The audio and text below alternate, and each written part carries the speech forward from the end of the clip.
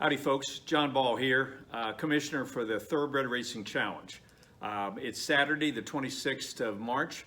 We're halfway through the races for this weekend, which has been a kind of a blur for me because I was up till 2 in the morning last night watching that race from Japan.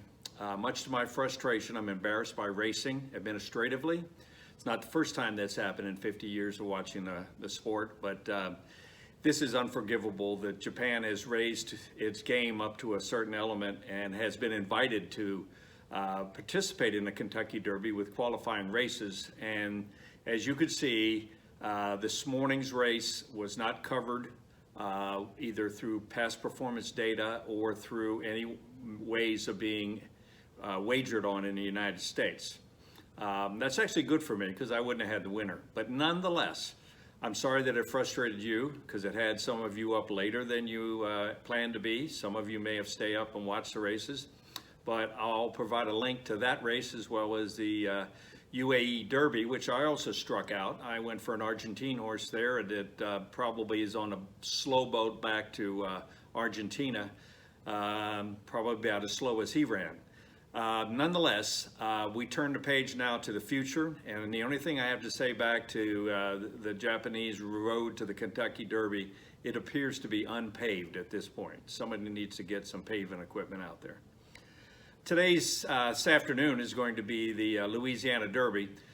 This is an interesting race because they've now lengthened it for a greater distance, and Fairgrounds has got a long stretch. There's a lot of time for true closers to be able to get up. Now, some people will say, and it's probably true, that Epicenter today can run those 12, 12s, 12s, and 12s all the way throughout and gain a lead that's insurmountable. But I'm not going to bet him at those odds, and I'm not going to pick him in our contest. And I'm going for the two closers that I feel legitimately has a chance to catch him, one of which has already done that, and that's Call Me Midnight. But you know my fondness for Kenny McPeek, so I'm actually going with Kenny McPeek's horse, Rattle and Roll. Some people think that he didn't do well in Florida, and that was short just a few days ago, or just not in the normal span of his regular path to the next race. But I think they know the horse got pinched in the middle stretch, and he would have finished much better than he did. And then going into the far turn, he was up and near the pack, and perhaps the horse was seeing things that we wouldn't see, and that is there's some horses running rather erratically, or certainly jockeys riding rather erratically in front of him, so much so that two of them went down in the race, while Rattle and Roll didn't get rattled, if you will, and balk at that point. But he may have seen that out of the corner of the eye and didn't want to have any parts of what was going on the outside.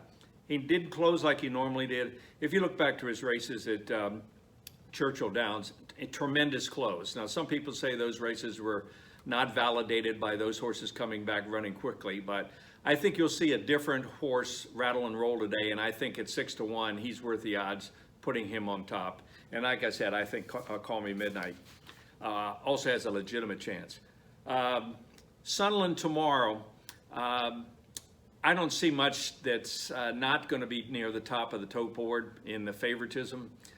Certainly, Slow Down Andy has legitimate connections, breeding, comes from California. They put some blinkers on him this time, and I think he may run better than he did last. Certainly, I think he's going to win the race, and that's my selection. And then the bottom horse, Rick Baltus's horse, can't remember his name right now, Straight Up, also has a chance. Obviously, they wouldn't ship it over to Sunland unless they thought they could do it. So next week, we really intensify with 3 races on the card. All of those races will have past performance data available early unless racing really screws up. So I again tell you, good luck, and maybe one of these days we'll see you at the races.